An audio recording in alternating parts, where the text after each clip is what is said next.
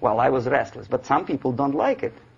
They immediately. So why should we have equal opportunities? Why? The equal opportunity to excel. Equal opportunity in equal circumstances, yes, but we know people are different. To excel, yes, provided we reach the same level of excellency, perfection, which is hypothetical, distant future. Yes, maybe. But we know perfectly well that even with the best intentions, people could not be equal. Why should we have equality in the, say, legal system? Myself, I'm considering myself a law-abiding citizen, and a person who comes here to rob and shoot, say, the United States administration under Carter imported thousands of Cuban criminals. They were non-criminals, yet they were accepted. Do you think it's fair if myself and my wife from Philippines, who work like a, horse as a lab technician in a hospital, should have the same rights as a criminal from Cuba? Why? And yet we repeat as parrots, equality, equality, equality. And the Soviet propaganda system helps us to believe that equality is something which is desirable. Democracy, as it was established by fathers of this country, of this system in the last century, is not equality. It's the system where different people, unequal people, have a chance to survive and help each other in constant competition, in constant perfection, not in equality, which is superimposed from a godfather or a nice person in Washington, D.C. And the absolute equality exists in Soviet Union, quote-unquote equality. Everybody is equal in dirt, except some people are more equal than the others in Politburo. So, the moment you bring a country to the point of almost total demoralization, when nothing works anymore, when you are not sure whether it is right or wrong, good and bad, but there's no division between evil and good, when even the leaders of church sometimes say, well, violence for the sake of justice, especially social justice, is justified in countries like Nicaragua, El Salvador, well, maybe Rhodesia, and we listen to them and say, yeah, probably it's true. Is it true? No, it is not true. Violence is not justified, especially for the sake of quote-unquote social justice introduced by Marxist-Leninists, that is my former colleagues from Novosti Press Agency. Okay, so we reached that point. The next step is destabilization.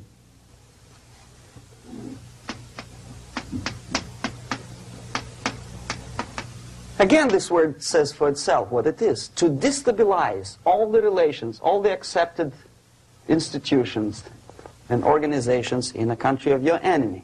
How you do it? You don't have to send a battalion of KGB agents to blow up bridges. No. You let them do it themselves. The area of application is, again, it's narrower now. Not like the previous case. The overt legitimate actions of the KGB in this case would be hardly noticeable.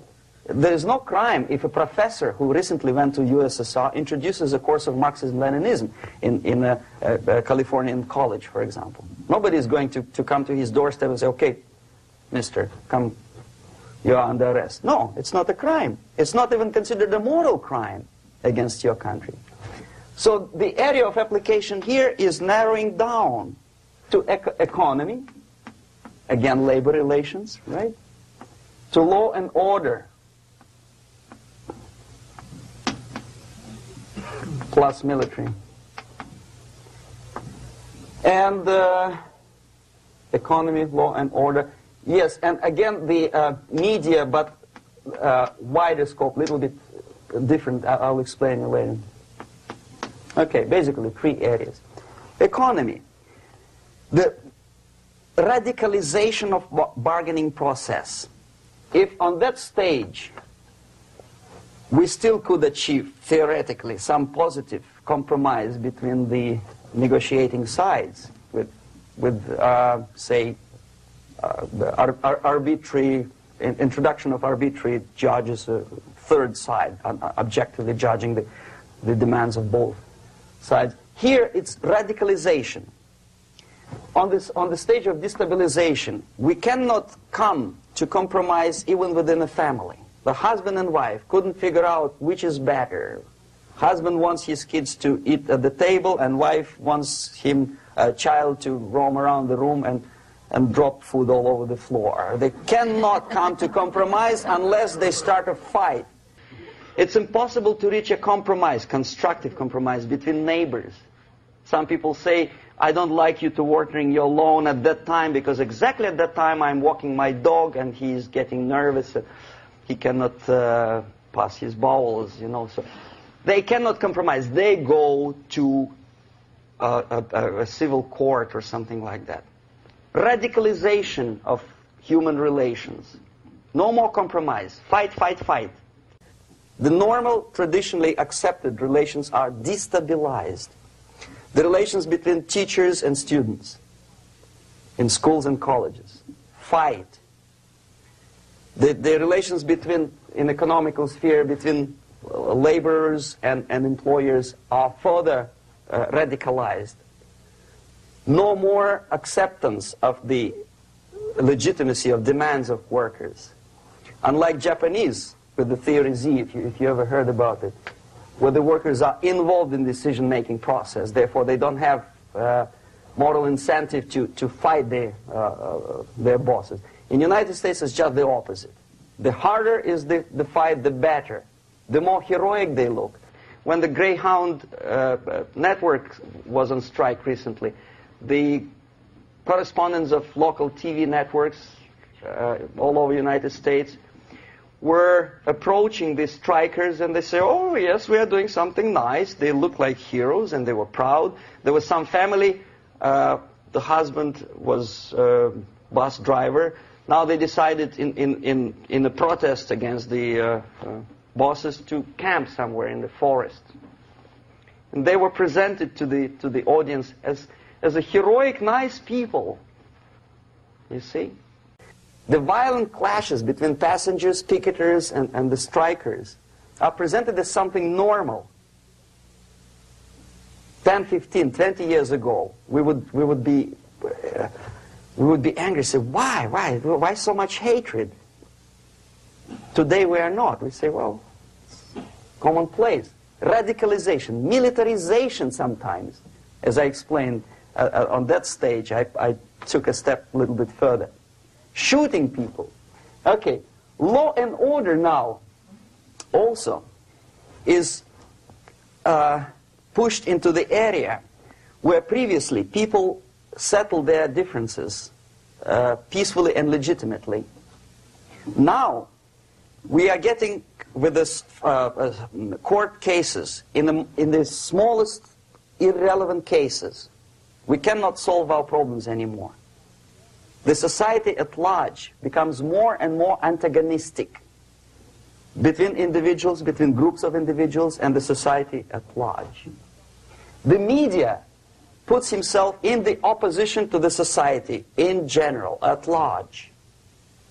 Separate, alienated. Okay? On that stage, you remember I was talking a couple of hours ago about the sleepers. That's when the students from, say, United States, if they are trained in Lumumba University, or developing nations, that's the students I was dealing with, are being sent back from the Soviet Union here. Or if they were already in the United States, in the country which is the object of subversion, they spring to action. The sleepers go up. They slept for 15 to 20 years. Now they become leaders of groups, preachers, I don't know, public figures. Prominently they actively include themselves in a political process. All of a sudden we see a homosexual. 15 years ago he did his dirty job and nobody cared. Now he makes it a political issue.